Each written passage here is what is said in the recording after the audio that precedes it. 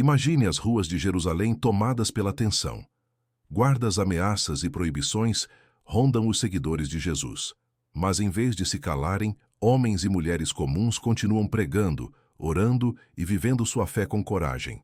Nem as prisões, nem os açoites, nem as ameaças das autoridades são capazes de apagar a chama que foi acesa em seus corações.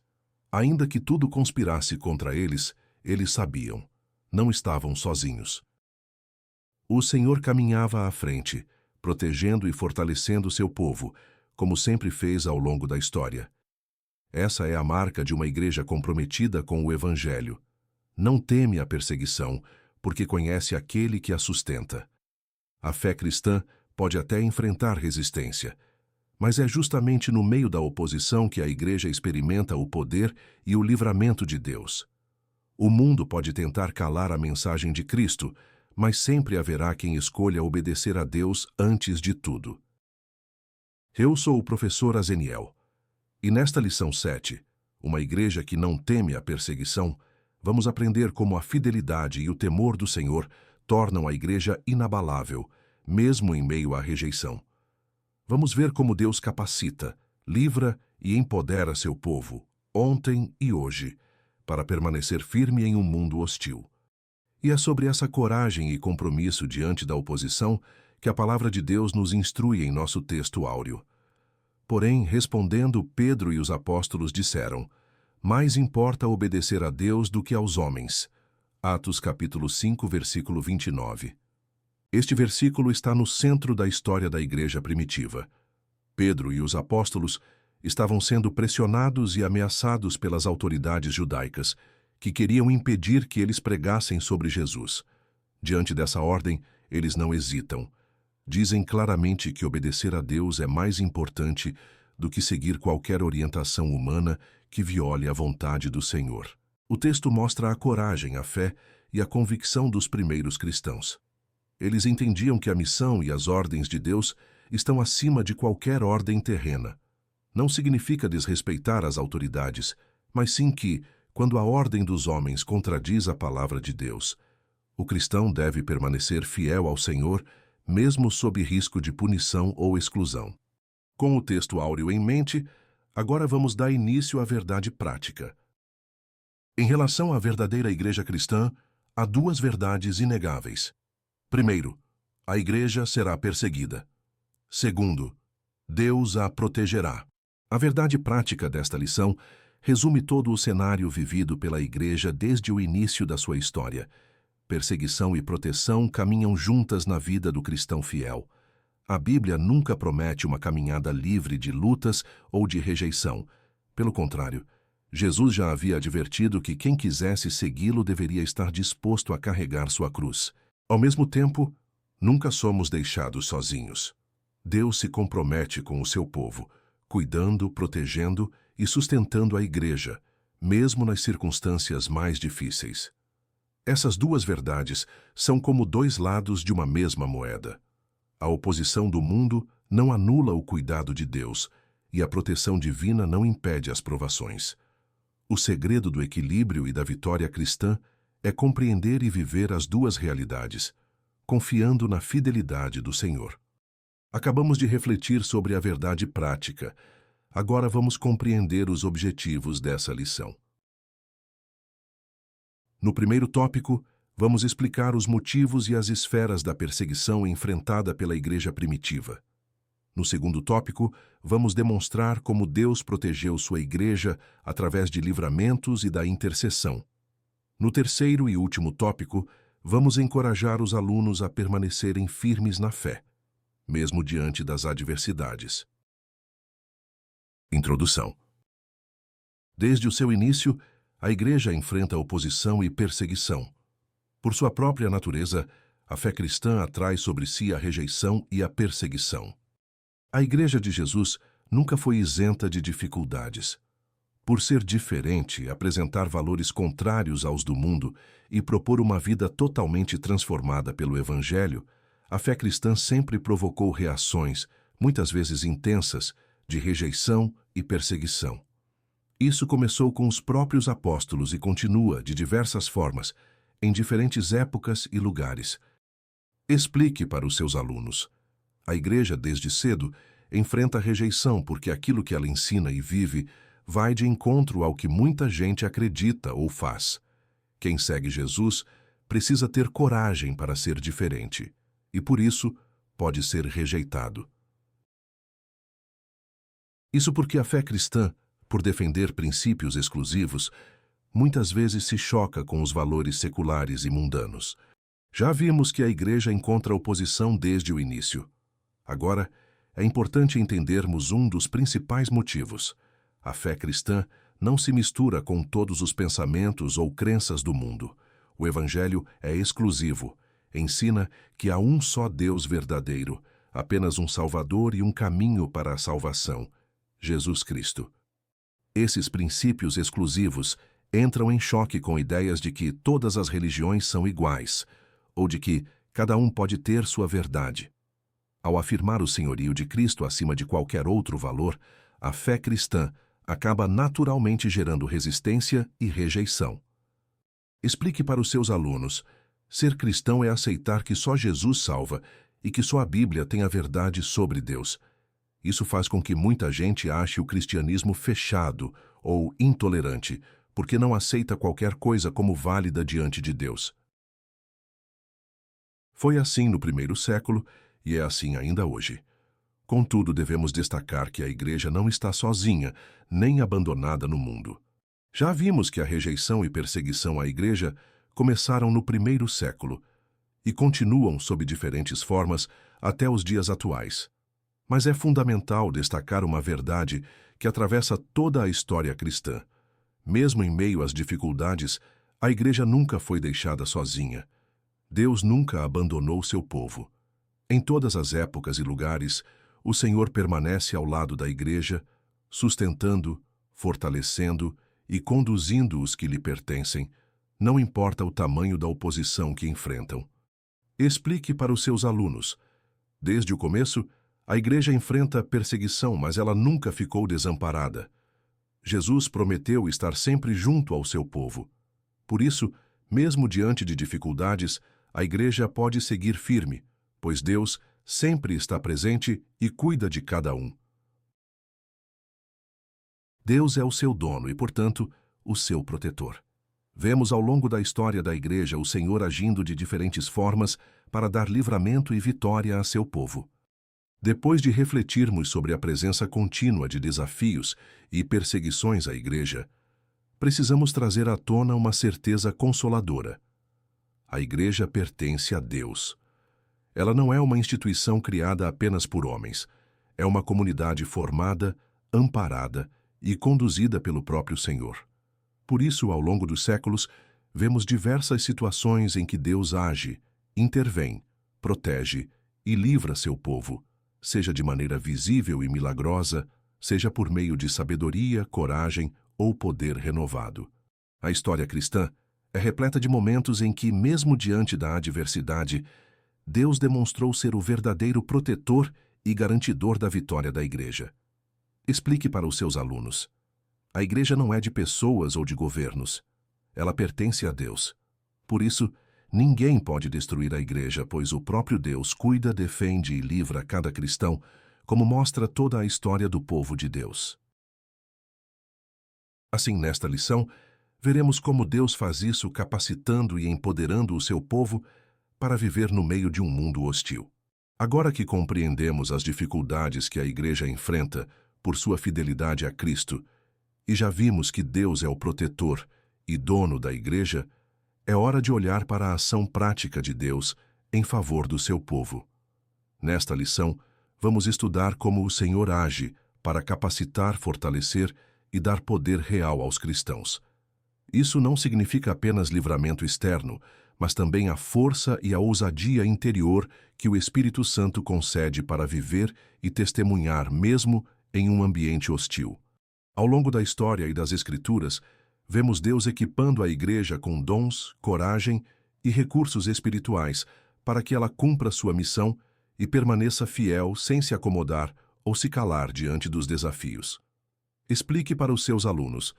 Nessa aula, vamos aprender como Deus não abandona, mas sim fortalece e dá poder a cada cristão para continuar seguindo Jesus, mesmo quando as pessoas ao redor rejeitam ou se opõem à fé. Ele nos ajuda a ser fortes por dentro e fazer diferença no mundo. Aqui nós concluímos a introdução. Agora vamos dar continuidade ao primeiro tópico. A Igreja Perseguida, tópico 1.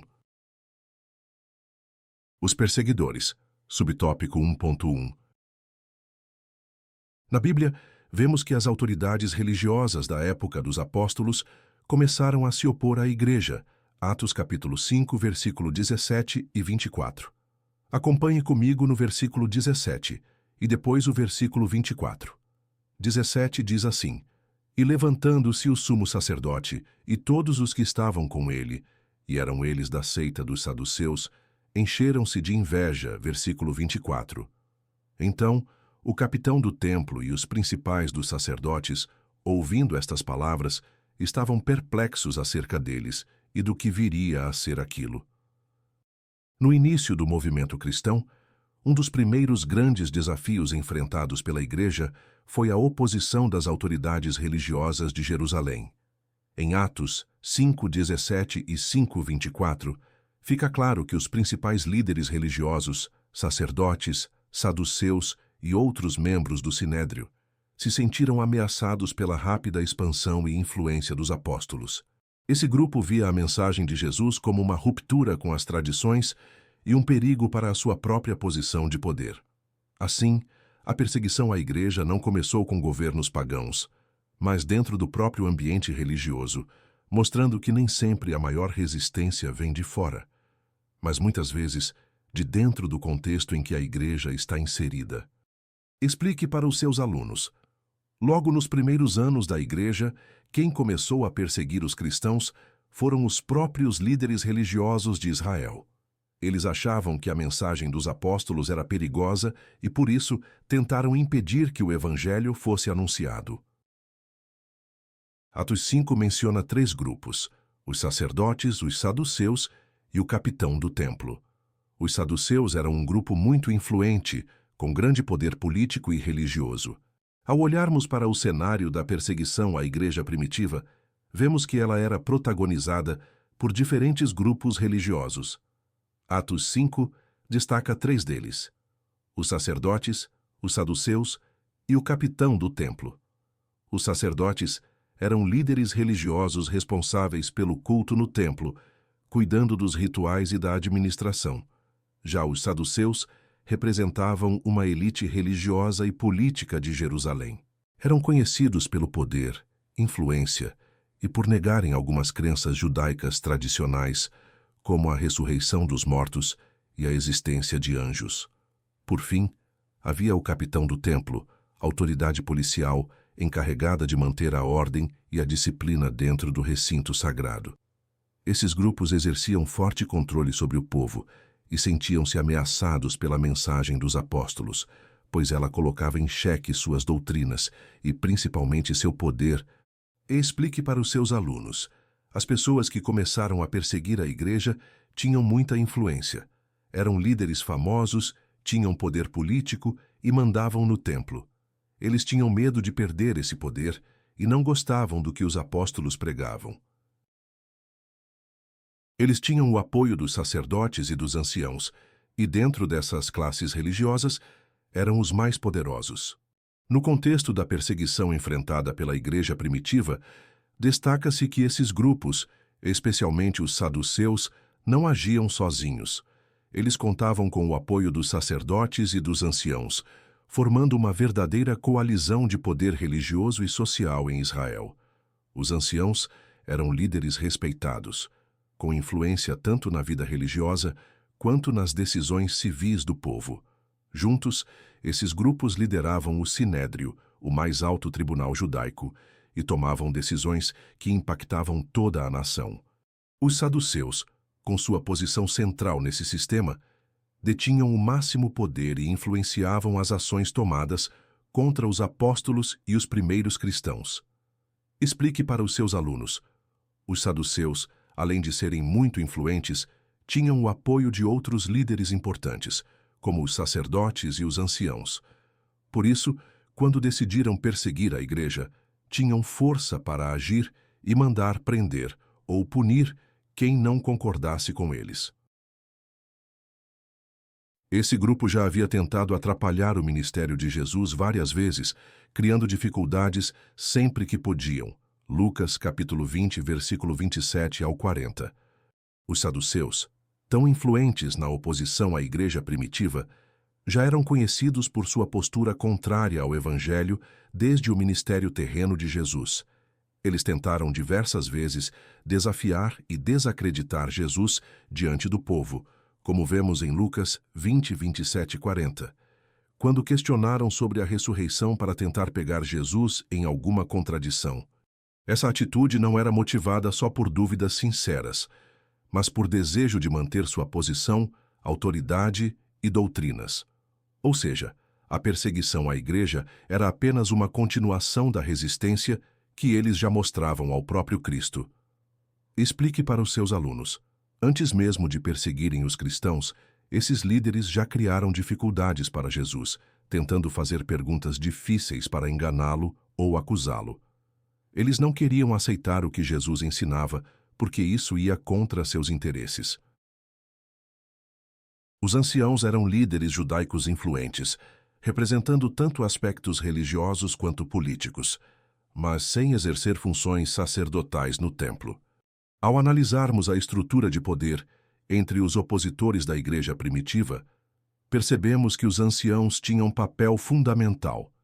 Eles eram homens respeitados, geralmente mais velhos e experientes, escolhidos para liderar o povo em decisões importantes. Embora não fossem sacerdotes, nem tivessem funções diretamente ligadas aos rituais do templo, sua influência era grande, porque representavam tanto as tradições religiosas quanto interesses políticos da comunidade judaica. Os anciãos davam legitimidade ao sinédrio, participavam dos julgamentos e podiam pressionar as lideranças religiosas a agir contra quem consideravam uma ameaça, como foi o caso dos apóstolos e dos primeiros cristãos. Explique para os seus alunos. Os anciãos eram líderes reconhecidos por todos, ajudavam a tomar decisões importantes e tinham muito respeito entre o povo. Eles não trabalhavam diretamente no templo, mas influenciavam o que acontecia na religião e na política. Já o capitão do templo, mencionado também em Atos capítulo 4, versículo 1. Acompanhe comigo no versículo 1. E estando eles falando ao povo, sobrevieram os sacerdotes, e o capitão do templo e os saduceus. Vamos dar continuidade ao assunto da lição. Era um sacerdote de nível inferior, mas que tinha autoridade policial dentro do templo. Além dos grandes líderes religiosos e dos anciãos, a estrutura do templo contava ainda com o capitão do templo. Embora fosse um sacerdote de posição inferior à dos principais sacerdotes, o capitão exercia uma função muito importante. Tinha autoridade policial para manter a ordem e a disciplina dentro dos limites do templo. Era ele quem organizava, controlava e atuava rapidamente para resolver qualquer tumulto entre os frequentadores ou possíveis ameaças à rotina do local sagrado. Essa posição, embora não tão elevada no prestígio religioso, conferia a ele poder prático para prender, interrogar ou afastar pessoas consideradas problemáticas, como foi o caso de Pedro e João, que foram trazidos à presença das autoridades por ordem do capitão. Atos 4, versículo 1. Explique para os seus alunos. O capitão do templo não era um sacerdote tão importante quanto os chefes, mas tinha muito poder para mandar prender, organizar e controlar quem entrava e o que acontecia dentro do templo. Ele funcionava quase como um chefe de segurança do lugar sagrado. Esses grupos, cada um com sua influência, viram a igreja como uma ameaça e fizeram de tudo para impedir a pregação do evangelho. Depois de analisarmos os diferentes grupos de poder, sacerdotes, saduceus, anciãos e o capitão do templo, é possível perceber um ponto em comum. Todos se sentiram ameaçados pelo crescimento da igreja e pela mensagem dos apóstolos. Para eles, o evangelho representava perigo não só para suas doutrinas, mas também para o status, o prestígio e o controle sobre o povo. O resultado foi uma aliança de forças. Mesmo com interesses diferentes, esses grupos uniram esforços para tentar barrar o avanço do cristianismo, usando sua influência para prender, intimidar e tentar silenciar os seguidores de Jesus. Essa oposição não era apenas uma diferença de opinião, era uma verdadeira tentativa de sufocar o testemunho do Evangelho. Explique para os seus alunos. Todos esses líderes poderosos se sentiam ameaçados pela Igreja e pela nova mensagem sobre Jesus. Por isso, se juntaram e fizeram de tudo para impedir que o Evangelho fosse anunciado e continuasse crescendo entre o povo. Aqui encerramos o subtópico sobre os perseguidores. Agora vamos iniciar o próximo. Esferas da perseguição. Subtópico 1.2. A perseguição dos judeus aos cristãos se dava em duas esferas: a religiosa, por verem a mensagem de Cristo como ameaça, e política, os romanos procuravam aumentar o capital político com os judeus. Ao analisar a perseguição sofrida pela igreja primitiva, é fundamental perceber que ela acontecia em duas frentes principais. No aspecto religioso, os próprios líderes judeus consideravam a mensagem de Jesus como uma ameaça à tradição, aos costumes e à autoridade deles. Daí o empenho em combater a nova fé. Mas havia também uma dimensão política. Para os romanos, que dominavam a Judéia, manter a paz era essencial.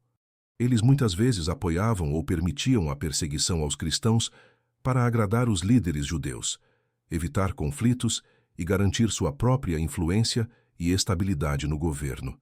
Assim, a oposição à Igreja não vinha só do desejo de manter doutrinas, mas envolvia também jogos de poder e alianças políticas. Explique para os seus alunos. A Igreja era rejeitada de duas maneiras. Os judeus perseguiam porque achavam a mensagem de Jesus perigosa para sua religião. Os romanos, por sua vez, permitiam e até colaboravam nessa perseguição para ganhar apoio dos judeus e manter o controle sobre a região. Letra A. Na esfera religiosa. Lucas registra que os religiosos judeus prenderam os apóstolos. Atos capítulo 5, versículo 17 e 18. Acompanhe comigo este detalhe no versículo 17 e 18. E, levantando-se o sumo sacerdote e todos os que estavam com ele, e eram eles da seita dos saduceus, encheram-se de inveja. Versículo 18. E lançaram mão dos apóstolos e os puseram na prisão pública. Falando especificamente da esfera religiosa, Lucas faz questão de mostrar que muitos dos primeiros ataques contra a Igreja vinham dos próprios líderes religiosos judeus. No relato de Atos, sobre a referência que acabamos de ler, vemos que os apóstolos foram presos porque os líderes do judaísmo se sentiam incomodados e ameaçados pelo crescimento da nova fé e pelos milagres que aconteciam entre o povo. Nesse caso, a perseguição não era motivada por crime ou violência, mas simplesmente pelo avanço da mensagem de Jesus que desafiava as tradições e questionava o status dos antigos líderes. O ciúme, a inveja e o medo de perder influência estavam por trás dessas atitudes. Explique para os seus alunos. Na parte religiosa, quem liderava as perseguições eram as próprias autoridades da religião judaica. Eles prenderam os apóstolos não por terem feito algo errado, mas porque estavam incomodados com o sucesso deles entre o povo. À medida que os cristãos testemunhavam da sua fé com poder, ganhavam mais e mais admiração popular. Atos capítulo 2, versículo 47. Muitos já haviam aceitado a fé. Atos capítulo 4, versículo 4. Acompanhe comigo em destaque o versículo 47. Louvando a Deus e caindo na graça de todo o povo. E todos os dias acrescentava o Senhor à Igreja aqueles que se haviam de salvar.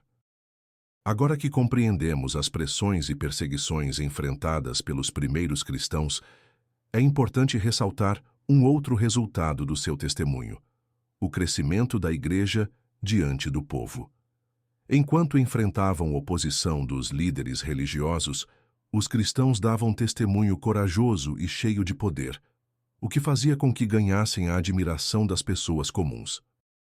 O livro de Atos registra que a igreja era vista com respeito e simpatia pelo povo, como lemos no versículo 47, pois viviam com sinceridade, amor ao próximo, e milagres aconteciam entre eles. Isso contribuía para que muitos se aproximassem da fé. Em Atos 4, versículo 4, já se registra um grande número de convertidos. O impacto da igreja não dependia de aceitação pelas autoridades, mas da sua postura fiel, que atraía e transformava vidas. Explique para os seus alunos. Mesmo que os líderes perseguiam a igreja, o povo via algo diferente nos cristãos. Eles demonstravam amor, coragem e faziam o bem. Isso fazia com que mais e mais pessoas quisessem conhecer Jesus e se juntassem à igreja. Esse número continuava crescendo. Atos capítulo 5, versículo 14. A inveja, portanto, provocou a ira desses líderes. Enquanto a igreja crescia, o velho judaísmo farisaico regredia. Diante do avanço do evangelho, Lucas mostra que cada vez mais pessoas se uniam à fé cristã, fazendo com que a igreja crescesse rapidamente. Esse crescimento, em vez de gerar curiosidade ou diálogo, provocava inveja e irritação entre os líderes religiosos tradicionais, especialmente os fariseus. Eles viam seu próprio prestígio e influência diminuindo à medida que o cristianismo se espalhava. Assim, a oposição não vinha só por discordância teológica, mas também por sentimento de perda de poder e protagonismo dentro do povo. O contraste se acentuava. Enquanto o judaísmo legalista enfraquecia, a igreja se fortalecia pela ação de Deus. Explique para os seus alunos. Quanto mais pessoas acreditavam em Jesus, maior ficava a igreja. Isso deixava os líderes religiosos cada vez mais invejosos e irritados, porque viam que estavam perdendo seguidores e sua influência estava diminuindo. Letra B. Na esfera política. Em Atos capítulo 12, versículo 1 ao 5, vemos que a perseguição se dá na esfera estatal e é de natureza mais política, na esfera pública. Agora, além da oposição dos líderes religiosos, a igreja começa a enfrentar perseguição em outro nível, o político. Quem promove a perseguição é Herodes, governante sob a autoridade de Roma. Diferente dos conflitos internos religiosos, aqui a repressão parte do Estado. É uma perseguição oficial, institucionalizada e pública. O objetivo de Herodes não era somente por questões de fé. Ele queria agradar grupos influentes entre os judeus e aumentar sua própria popularidade política. Isso mostra que o cristianismo não enfrentaria apenas a oposição de ideias, mas também iria lidar, ao longo dos séculos, com perseguição institucional promovida pelo poder estatal. Explique para os seus alunos. Nesse momento, a perseguição contra a igreja não partiu só de líderes religiosos, mas veio do governo. O próprio rei Herodes mandou prender e até matar cristãos para mostrar força e ganhar apoio político diante do povo. Ali o rei Herodes, um dos governantes que representava o Império Romano na Judéia, mandou executar Tiago e prender o apóstolo Pedro. Neste trecho de Atos, vemos a perseguição política atingir a igreja de forma ainda mais intensa. O rei Herodes Agripa I, governante romano na Judéia, decide tomar medidas radicais contra os líderes cristãos. Ele ordena a execução do apóstolo Tiago, irmão de João, e manda aprisionar Pedro, um dos principais líderes da igreja. Essas decisões não foram apenas religiosas, mas profundamente políticas. Herodes queria agradar a elite judaica, fortalecer seu poder e mostrar lealdade ao Império Romano. Esse episódio evidencia que a perseguição ao movimento cristão podia partir tanto de religiosos quanto de autoridades civis, mostrando o quanto a fé cristã era considerada uma ameaça para quem detinha o poder. Explique para os seus alunos. O rei Herodes queria ser bem visto pelos líderes judeus e aumentar sua influência, então resolveu prender Pedro e mandar matar Tiago, dois discípulos importantes de Jesus. Foi uma maneira de mostrar força e controlar a situação política da região. Sabendo que Pedro era um líder de destaque entre os apóstolos, queria com isso aumentar o seu capital político perante os judeus que se opunham à igreja. Atos capítulo 12, versículo 3. Acompanhe comigo no versículo 3.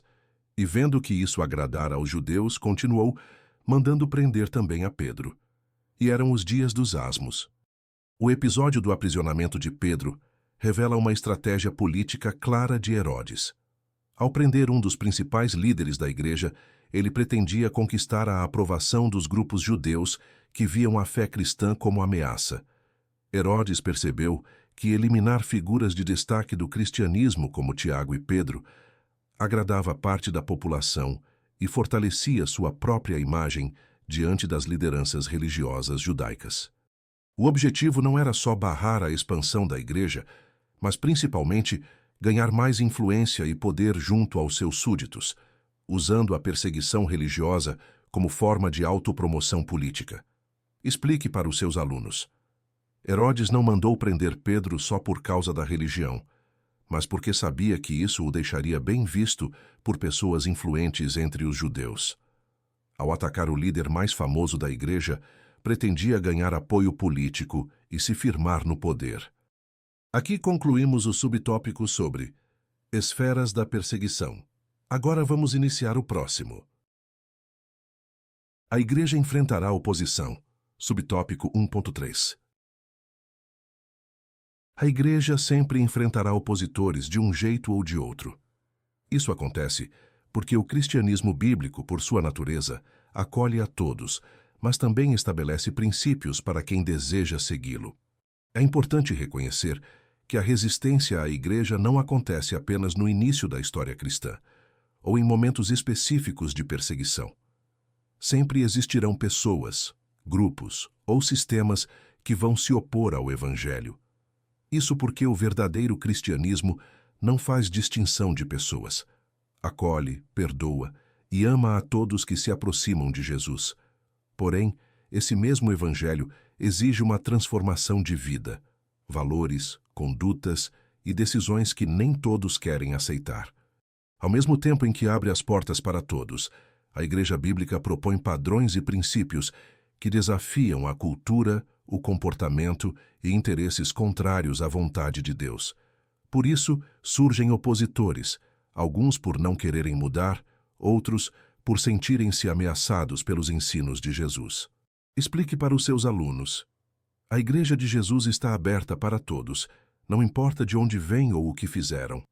Mas seguir a Jesus significa mudar atitudes e aceitar os ensinamentos da Bíblia. Nem todos topam essa mudança. Alguns até se irritam com o que a igreja ensina e por isso se tornam opositores. Por isso, muitas vezes, é visto como antiquado, preconceituoso e indesejado. A consequência dessa postura da igreja, acolher a todos, mas manter princípios firmes e bíblicos, é que muitas pessoas olham para o cristianismo com desconfiança ou até rejeição. Essa resistência tem várias razões. Para alguns, os valores do Evangelho parecem ficar para trás, em relação ao que o mundo diz ser moderno ou aceitável. Para outros, o fato da igreja não aceitar todo tipo de conduta é interpretado como preconceito. Assim, a mensagem cristã pode ser rotulada como antiquada, preconceituosa ou fora de moda, especialmente em uma sociedade que rejeita absolutos e valoriza o vale-tudo. Explique para os seus alunos. Muita gente não entende por que a igreja não concorda com tudo o que o mundo aceita hoje. Por isso, dizem que o cristianismo está ultrapassado, é antiquado, ou até chamam de preconceito aquilo que, para nós, são princípios bíblicos. A perseguição pode mudar conforme o tempo e o lugar, mas seu objetivo continua o mesmo: silenciar a voz da igreja. É fundamental perceber que, embora as formas de perseguição contra a igreja mudem ao longo da história, o propósito desses ataques permanece igual. Em diferentes lugares e épocas, a perseguição pode ser aberta, violenta, mascarada por leis, preconceito social ou simplesmente pela tentativa de calar os cristãos nos meios de comunicação e discussão pública. Seja nos tempos bíblicos, na Idade Média ou nos dias atuais, Sempre existe uma tentativa de fazer com que a igreja pare de proclamar o Evangelho e se cale diante da verdade de Deus. Explique para os seus alunos. A perseguição contra a igreja nem sempre é igual. Às vezes é violenta, às vezes é sutil, com leis ou críticas. Mas, no fundo, o que se quer é calar os cristãos para que não falem mais de Jesus. Aqui concluímos o primeiro tópico. Agora, vamos dar continuidade ao próximo. A Igreja Protegida. Tópico 2. Um anjo de Deus. Subtópico 2.1. Lucas destaca que, em meio à perseguição, Deus provê livramento para os apóstolos. Atos capítulo 5, versículo 19. Acompanhe comigo no versículo 19. Mas, de noite, um anjo do Senhor abriu as portas da prisão e, tirando-os para fora, disse. Depois de apresentar o contexto da perseguição e das dificuldades enfrentadas pela igreja, Lucas narra um dos aspectos mais surpreendentes da ação de Deus, o livramento milagroso dos apóstolos. Em Atos 5:19, vemos que quando os líderes religiosos prenderam os apóstolos, Deus interveio por meio de um anjo e abriu as portas da prisão, libertando-os.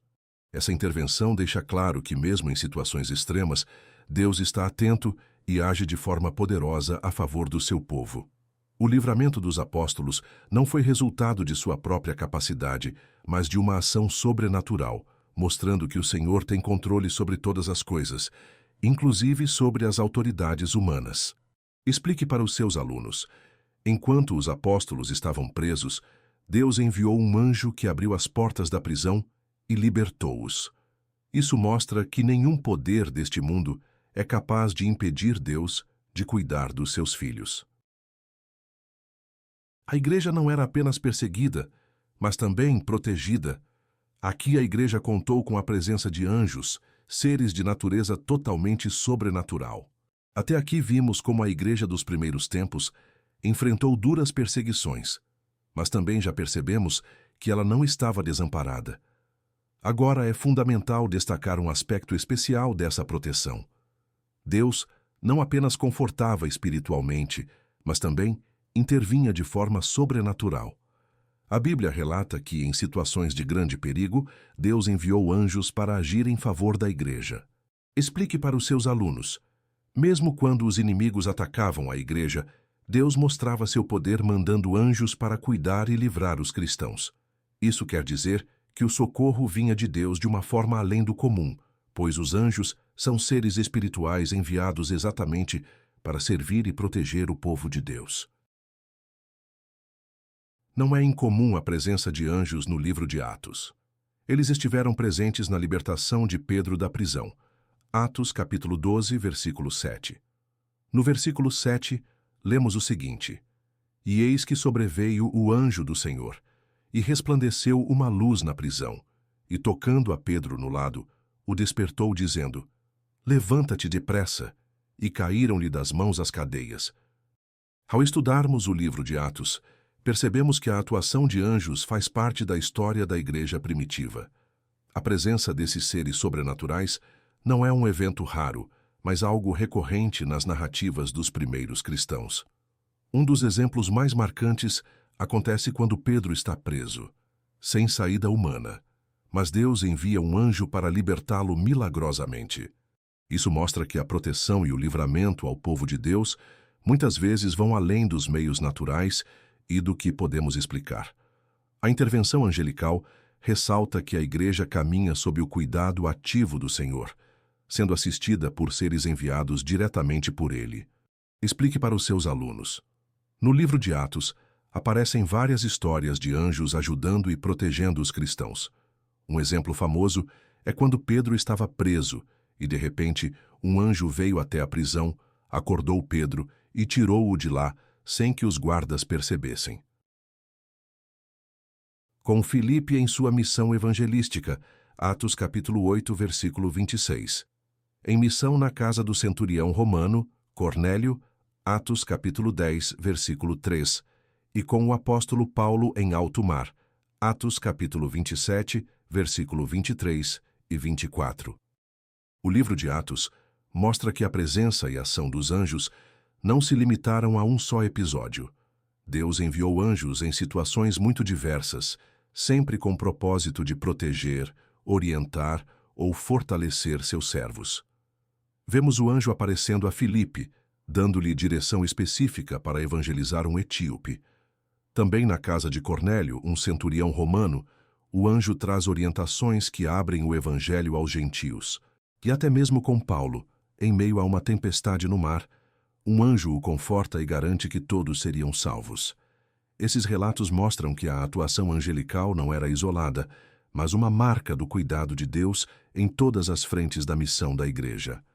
Explique para os seus alunos. Além de libertar Pedro, os anjos apareceram em outros momentos importantes. Avisaram Filipe onde ele deveria ir, disseram a Cornélio o que fazer para conhecer Jesus e deram coragem para Paulo quando parecia que o navio afundaria. Deus usou os anjos para guiar, proteger e animar os cristãos em vários desafios. A Bíblia diz que eles estão a serviço daqueles que vão herdar a salvação. Hebreus capítulo 1, versículo 14. Acompanhe comigo no versículo 14. Não são, porventura, todos eles espíritos ministradores, enviados para servir a favor daqueles que hão de herdar a salvação? O cuidado de Deus pela igreja, evidenciado pela ação dos anjos no livro de Atos, encontra fundamento direto na doutrina bíblica. Em Hebreus 1:14, está escrito claramente que os anjos são espíritos ministradores, enviados para servir a favor daqueles que hão de herdar a salvação. Ou seja, os anjos não trabalham para si mesmos, mas cumprem ordens de Deus em benefício dos que creem em Jesus. Eles cooperam para o bem dos discípulos, dando livramento, proteção, orientação e força, sempre que Deus decide intervir de forma especial. Isso mostra que, além da ação humana e dos recursos naturais, a igreja conta também com um exército espiritual, trabalhando silenciosa, mas eficazmente em favor de seu povo. Explique para os seus alunos. A Bíblia ensina que os anjos são enviados por Deus para cuidar, ajudar e servir todos que entregaram a vida a Jesus. Eles existem para proteger e fortalecer os cristãos, sempre conforme a vontade de Deus, mesmo que nem sempre nós percebamos. Aqui concluímos o subtópico sobre um anjo de Deus. Agora vamos iniciar o próximo. A intercessão da igreja, subtópico 2.2. Atos capítulo 12, versículo 5, diz que a igreja fazia contínua oração por Pedro. O mesmo texto bíblico, que mostra um anjo no cenário da libertação de Pedro, também revela a igreja como um agente ativo nessa libertação. Nesse momento da narrativa, a igreja vive uma situação de grande perigo. Pedro, um dos principais apóstolos, está preso e corre risco de morte.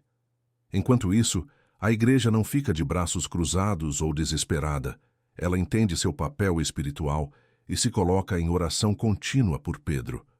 O interessante é perceber como o texto mostra dois movimentos. Deus envia um anjo para livrar, mas ao mesmo tempo a igreja está ativamente intercedendo. Isso ensina que mesmo com a ação sobrenatural de Deus, a oração da comunidade dos crentes é fundamental e faz parte do processo do livramento. A igreja não é apenas espectadora dos milagres, mas participa deles por meio da oração. Explique para os seus alunos. Quando Pedro foi preso, a igreja começou a orar sem parar, pedindo por sua vida. Deus enviou um anjo para libertá-lo, mas fez questão de mostrar que a oração dos irmãos foi importante nesse milagre. Ou seja, a oração da igreja faz diferença e pode mudar situações impossíveis. Não teria sentido Lucas destacar o papel da igreja intercedendo por Pedro, se isso não tivesse nenhuma relevância. Lucas, ao escrever o livro de Atos, faz questão de mostrar que a igreja não apenas presenciou a libertação de Pedro, mas participou ativamente por meio da oração. Não foi por acaso que ele registrou essa informação. Se a oração da igreja não tivesse importância, esse detalhe não apareceria na narrativa. Isso deixa claro que Deus valoriza e responde à intercessão do seu povo. A oração coletiva cria um ambiente de fé e unidade, e é um canal pelo qual o agir de Deus se manifesta, mudando até situações humanamente impossíveis. Explique para os seus alunos. Se não fosse importante, a Bíblia não falaria que a igreja estava orando por Pedro. Isso mostra que a oração feita juntos faz diferença e tem papel essencial para que Deus haja em favor dos seus filhos.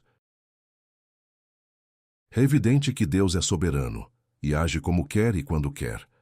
A morte de Tiago, irmão de João, é mencionada anteriormente e não temos uma explicação no texto bíblico do porquê Tiago não foi libertado. Atos capítulo 12, versículo 2. Nesse ponto da lição, é fundamental destacar a soberania de Deus diante dos acontecimentos difíceis. Embora vejamos Deus operar milagres, como a libertação de Pedro, a Bíblia também relata que Tiago, irmão de João e um dos apóstolos mais próximos de Jesus, foi morto por Herodes. O texto não nos oferece explicação sobre o motivo de Deus permitir a morte de um e livrar outro. Isso nos lembra que Deus é soberano. Ele conhece toda a história, tem um plano perfeito e age segundo sua vontade. Nem sempre conseguiremos compreender suas decisões, mas podemos confiar na sua justiça e bondade, mesmo quando não entendemos o porquê de certos sofrimentos. Explique para os seus alunos. Deus sempre pode agir com poder para salvar, mas às vezes Ele permite que pessoas fiéis passem por momentos muito difíceis, como aconteceu com Tiago. A Bíblia não explica por que Tiago morreu e Pedro foi salvo, mas ensina que Deus tem o controle de tudo, mesmo que não entendamos suas escolhas. Contudo, esse evento certamente causou um impacto na igreja, levando-a a orar ainda mais fervorosamente por Pedro. Deus respondeu à oração da igreja e libertou Pedro. A morte de Tiago certamente chocou e entristeceu profundamente a igreja. Vendo a gravidade da situação, o medo natural foi transformado em busca intensa por Deus. Em vez de recuar, a comunidade cristã foi movida a orar ainda mais com fervor por Pedro, reconhecendo sua total dependência do Senhor em meio à ameaça. Foi justamente diante desse cenário de aflição e intercessão unida que Deus respondeu com um livramento extraordinário. Pedro foi libertado milagrosamente da prisão. Esse episódio reforça que, nas crises, a melhor resposta da igreja é se unir em oração, confiando que Deus pode agir de maneira surpreendente quando clamamos a Ele de todo o coração. Explique para os seus alunos. Quando Tiago morreu, a igreja ficou muito abalada, mas isso fez com que todos orassem ainda mais forte e juntos por Pedro. Deus ouviu aquele clamor sincero e respondeu liberando Pedro da prisão, mostrando o poder da oração coletiva e persistente. Aqui concluímos o subtópico sobre a intercessão da igreja. Agora vamos iniciar o próximo. O valor da oração, subtópico 2.3. Essa passagem bíblica, assim como muitas outras, mostra o grande valor da oração. Enquanto os cristãos oravam, o lugar em que estavam tremeu. Atos capítulo 4, versículo 31. Acompanhe comigo no versículo 31. E tendo eles orado, moveu-se o lugar em que estavam reunidos. E todos foram cheios do Espírito Santo e anunciavam com ousadia a palavra de Deus. A Bíblia está repleta de exemplos que demonstram o poder e a importância da oração coletiva. Em Atos 4:31, vemos uma das cenas mais impactantes. Enquanto os primeiros cristãos oravam juntos, o local onde estavam reunidos foi sacudido fisicamente, uma manifestação visível da resposta de Deus. Além do tremor, todos foram cheios do Espírito Santo e passaram a anunciar a palavra com ainda mais ousadia. Esse episódio não é isolado. Mostra que quando a igreja ora unida, Deus age de forma poderosa, confirmando sua presença e dando coragem aos seus servos. Explique para os seus alunos. Quando a igreja primitiva orava com fé e união, Deus respondia de maneiras surpreendentes. Nesse dia, enquanto todos oravam juntos, o chão tremeu e todos ficaram cheios do Espírito Santo. Isso mostrou que Deus estava ouvindo e aprovando aquela oração. Quando Paulo orava, teve uma visão com Ananias de Damasco orando pela cura dele. Atos capítulo 9, versículo 11 e 12. Acompanhe comigo no versículo 11 e depois no versículo 12.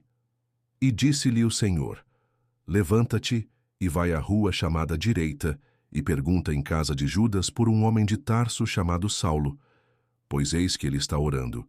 Versículo 12. E numa visão, ele viu que entrava um homem chamado Ananias e punha sobre ele a mão para que tornasse a ver. Mais um exemplo marcante do poder e do valor da oração aparece na conversão de Saulo, depois chamado Paulo. Após encontrar Jesus no caminho de Damasco e ficar cego, Paulo passa 3 dias orando. Nesse tempo de busca, Deus fala com ele por meio de uma visão, mostrando que Ananias, um servo fiel, viria orar por ele e trazer cura. Paralelamente, o próprio Ananias recebe de Deus a orientação de procurar Paulo e orar por ele. Essa passagem revela que, enquanto oramos, Deus pode estar movendo outras pessoas e situações ao nosso favor. Há uma sintonia sobrenatural no corpo de Cristo por meio da oração. Explique para os seus alunos. Quando Saulo ficou cego, ele não ficou parado. Passou dias orando, pedindo direção para Deus. Deus respondeu mostrando numa visão que Ananias iria orar por ele. Ao mesmo tempo, Deus falou com Ananias, mostrando como a oração conecta pessoas e abre portas para milagres. Enquanto Cornélio orava, um anjo se apresentou a ele. Atos capítulo 10, versículo 3. E os apóstolos oravam para que os cristãos fossem batizados no Espírito Santo. Atos capítulo 8, versículo 15. Acompanhe comigo no versículo 6. Os quais, tendo descido, oraram por eles para que recebessem o Espírito Santo. Continuando com os exemplos do impacto da oração, a Bíblia mostra que Deus responde àqueles que o buscam, independentemente de sua origem ou condição. Quando Cornélio, um oficial romano, estava orando, Deus enviou um anjo para orientá-lo e abrir caminho para que recebesse a mensagem do Evangelho, Atos 10, versículo 3. Esse episódio revela que a oração sincera pode romper barreiras culturais e religiosas, trazendo revelação e salvação. Já em Atos 8, versículo 15, vemos os apóstolos orando para que novos convertidos recebessem o batismo no Espírito Santo, mostrando que a oração é fundamental tanto para o início da caminhada cristã quanto para avanços e experiências mais profundas com Deus. Ou seja, a oração move o sobrenatural e é porta de acesso para novas experiências espirituais. Explique para os seus alunos. Cornélio, mesmo não sendo judeu, buscava a Deus em oração, e Deus o respondeu enviando um anjo com orientação especial. Da mesma forma, os apóstolos oravam para que os novos cristãos recebessem o Espírito Santo, mostrando que toda conquista espiritual precisa ser buscada com oração. Não podemos subestimar o poder da oração. A conhecida frase "muita oração, muito poder, pouca oração, pouco poder" ainda continua atual. Depois de tantos exemplos bíblicos do impacto e das respostas que Deus dá à oração, é impossível ignorar uma verdade central. A oração é uma das maiores armas e fontes de poder da vida cristã. Por isso, nasceu aquela frase famosa e simples, porém profunda: muita oração, muito poder, pouca oração, pouco poder. Essa realidade vale ontem e hoje. Quanto mais buscamos a Deus, mais sensíveis ficamos à sua vontade, mais fé recebemos e mais experiências sobrenaturais vivemos. Por outro lado, se relaxamos na oração, não experimentamos tudo o que Deus pode fazer. O crescimento espiritual da igreja e de cada cristão está diretamente ligado ao quanto oramos com sinceridade e perseverança. Explique para os seus alunos. Oração não é só uma rotina, é fonte de poder de Deus na nossa vida. Se oramos muito, vamos experimentar mais milagres, respostas, direção e coragem. Mas, se oramos pouco, corremos o risco de ficarmos fracos na fé e distantes de tudo o que Deus quer fazer. Aqui concluímos o segundo tópico. Agora vamos dar continuidade ao próximo. A Igreja Destemida. Tópico 3. Testemunho com poder. Subtópico 3.1. Tão logo foram libertos, os apóstolos começaram a testemunhar de sua fé. Atos, capítulo 5, versículo 25. De nenhuma forma se sentiram intimidados. Estavam capacitados pelo poder do alto. Após serem milagrosamente libertos da prisão, os apóstolos não perderam tempo com medo ou receio. Conforme relata Atos 5:25, eles logo voltaram a ensinar publicamente, assumindo o compromisso de proclamar o Evangelho, independentemente das ameaças. Esse comportamento revela algo essencial. Eles não estavam agindo por coragem humana, mas porque estavam capacitados pelo poder do Espírito Santo. A intimidação ou o trauma da perseguição não paralisaram sua missão. Ao contrário, fortaleceram ainda mais seu compromisso com Cristo. A confiança e ousadia dos apóstolos são uma marca daqueles que experimentam a presença real de Deus em suas vidas. Explique para os seus alunos. Assim que foram soltos, os apóstolos não esconderam a fé nem fugiram. Voltaram imediatamente a falar de Jesus sem medo. Eles foram fortalecidos pelo Espírito Santo, que deu coragem para obedecer a Deus acima de tudo. Não é por acaso que o livro de Atos já foi denominado por antigos escritores de os Atos do Espírito Santo. Muitos estudiosos e cristãos antigos perceberam que o verdadeiro protagonista do livro de Atos é o Espírito Santo. Embora relatos como os milagres, a coragem dos apóstolos e o crescimento da igreja sejam marcantes, todas essas coisas só aconteceram porque o Espírito de Deus estava agindo ativamente em cada situação. Por isso, alguns chegaram a chamar o livro não apenas de Atos dos Apóstolos, mas de Atos do Espírito Santo. O Espírito orientava, fortalecia, capacitava, dava ousadia e realizava sinais maravilhosos através do povo de Deus. O livro de Atos mostra que a igreja só cumpre sua missão e enfrenta os desafios com vitória, porque depende, a cada momento, do poder sobrenatural do Espírito Santo. Explique para os seus alunos. Tudo o que a igreja fazia em Atos, milagres, coragem, crescimento, acontecia pelo Espírito Santo agindo nos cristãos.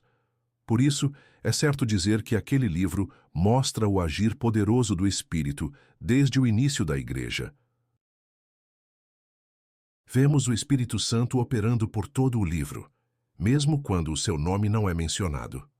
É importante destacar que no livro de Atos, o agir do Espírito Santo vai além das ocasiões em que ele é citado explicitamente.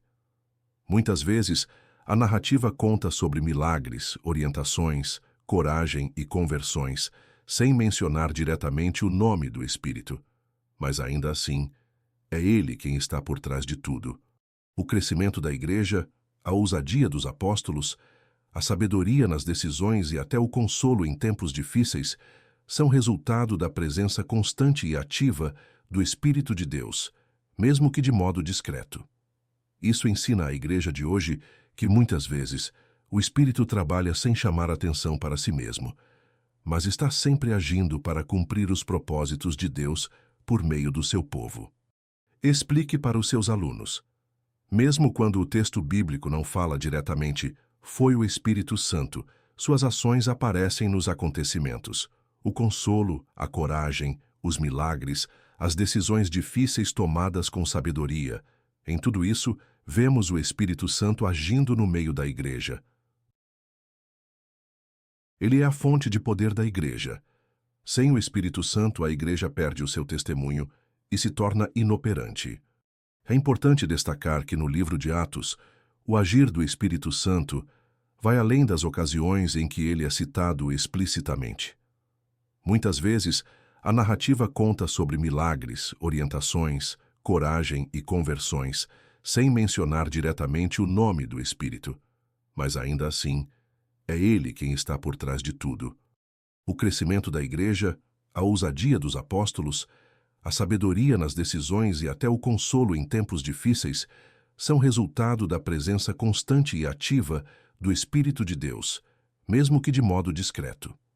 Isso ensina à igreja de hoje que, muitas vezes, O Espírito trabalha sem chamar atenção para si mesmo, mas está sempre agindo para cumprir os propósitos de Deus por meio do seu povo. Explique para os seus alunos. Mesmo quando o texto bíblico não fala diretamente, foi o Espírito Santo, suas ações aparecem nos acontecimentos. O consolo, a coragem, os milagres, as decisões difíceis tomadas com sabedoria. Em tudo isso, vemos o Espírito Santo agindo no meio da igreja. Aqui concluímos o subtópico sobre testemunho com poder. Agora vamos iniciar o próximo. Convictos de sua fé. Subtópico 3.2.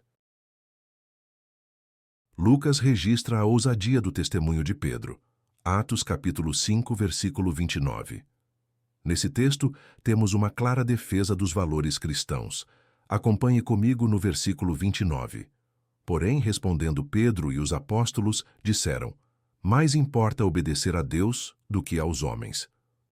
No versículo 29, presenciamos um dos momentos de maior coragem e clareza na defesa da fé cristã. Diante das autoridades que ordenavam que os apóstolos parassem de pregar, Pedro declara: antes, importa obedecer a Deus do que aos homens. Essa resposta é um marco na postura da igreja primitiva, mostrando que os valores e princípios do Evangelho estão acima de qualquer pressão ou ordem contrária. Pedro não faltou com respeito, mas foi firme em afirmar que a obediência a Deus deve prevalecer quando as exigências humanas entram em conflito com a palavra. Assim, o texto se torna um exemplo clássico de como a fé cristã exige ousadia, convicção e fidelidade, mesmo quando confrontada por autoridades ou pelo pensamento dominante da sociedade. Explique para os seus alunos. Pedro e os apóstolos não se intimidaram com ameaças. Eles sabiam que seguir a Jesus e anunciar o Evangelho era mais importante que agradar os homens. Ao responder, Pedro mostrou que defender os valores de Deus é nossa missão, mesmo quando isso gera oposição. Ele mostra que a igreja primitiva não negociava sua fé, mesmo que isso lhe custasse caro. A postura dos apóstolos diante dos desafios e ameaças revela um princípio fundamental da igreja primitiva. Eles não estavam dispostos a abrir mão de sua fé, nem mesmo diante do perigo, ameaças ou prejuízos pessoais. Preferiam sofrer perdas, serem perseguidos, presos ou até mortos, a negar ou diminuir o Evangelho de Jesus. Não buscavam facilidades, nem adaptavam sua mensagem para agradar autoridades ou a opinião pública. Esse comportamento é um grande exemplo para os cristãos de todos os tempos. A fidelidade a Cristo estava acima de qualquer custo ou vantagem. Assim, vemos que a igreja verdadeira não negocia princípios nem relativiza a verdade, mantendo-se firme e fiel diante de qualquer oposição. Explique para os seus alunos. A igreja dos primeiros tempos não mudava sua fé para se livrar de problemas ou para ser aceita. Mesmo enfrentando ameaças, prisões e até morte, os cristãos preferiram obedecer a Deus do que ceder às pressões. Eles mostraram um compromisso total com Cristo, sem meias-verdades ou concessões. A mesma referência também é muitas vezes usada para justificar a desobediência civil por parte da Igreja em relação ao Estado, quando este age contrariamente aos princípios adotados por aquela. O versículo de Atos 5, versículo 29, antes importa obedecer a Deus do que aos homens. Historicamente, tem sido uma base importante para o entendimento cristão sobre o limite da obediência civil. Em geral, a Bíblia orienta os cristãos a respeitarem as autoridades estabelecidas, Romanos 13, versículo 1 ao 7. Porém, estabelece claramente que a submissão ao Estado não pode se sobrepor à fidelidade a Deus. Quando leis humanas ou governos exigem que a Igreja ou os cristãos ajam contra princípios bíblicos, surge o direito e até o dever da desobediência civil. Esta postura não busca a rebeldia nem a subversão, mas o compromisso ético de obedecer a Deus acima de qualquer ordem que contradiga sua vontade. Essa aplicação está presente em diversas tradições cristãs e foi defendida, por exemplo, por líderes protestantes como Calvino e luteranos, além de teólogos modernos. Em contextos práticos, a Igreja pode e deve resistir passivamente a leis ou decretos que venham a proibir, limitar ou distorcer o ensino do Evangelho ou a vivência cristã autêntica. A desobediência civil, nesses casos, é exercida de modo não violento, aceitando-se as consequências legais e demonstrando que não é motivada por desejo de anarquismo, mas por consciência diante de Deus. Explique para os seus alunos. Esse texto bíblico ensina que a Igreja só deve desobedecer o Estado quando for obrigada a agir contra Deus. Isso não significa desrespeitar a lei à toa, mas ser fiel a Deus quando as leis humanas tentam impedir os cristãos de praticar o que Jesus ensinou. De fato, isso está em foco. Contudo, não se trata de uma mera desobediência civil ou rebeldia, mas de uma defesa consciente daquilo que a Igreja crê como fazendo parte da sua natureza e essência, e que, por conta disso, não pode, de forma alguma, ser negociado. É fundamental entender que, quando a Igreja primitiva escolheu obedecer a Deus, em vez de se submeter cegamente às autoridades humanas, sua motivação não era a rebeldia ou uma postura de confronto pelo confronto. O que estava em jogo era a defesa de convicções centrais e inegociáveis da fé cristã, aquilo que constitui a própria identidade da Igreja. Essa desobediência civil, portanto, era feita de modo consciente, maduro e responsável, em defesa de princípios inalteráveis, como a verdade do Evangelho, a adoração exclusiva a Deus e a proclamação da palavra. Não se tratava de buscar conflito, mas de preservar aquilo que é a essência do cristianismo, e que não pode ser sacrificado mesmo sob pressão. Explique para os seus alunos. Quando a Igreja precisa desobedecer ao que o governo manda, não é por teimosia ou vontade de brigar.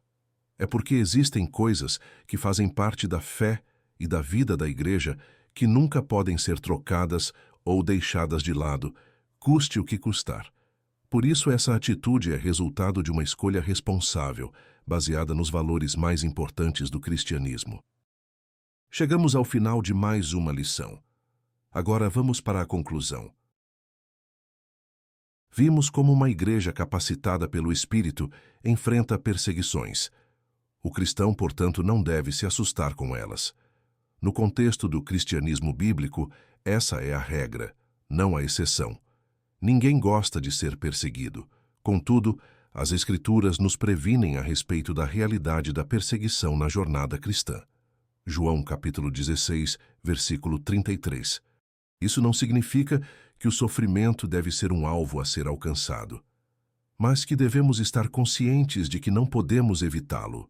Portanto, o nosso foco deve estar em Deus, pois Ele é quem pode nos guardar e capacitar no meio do sofrimento.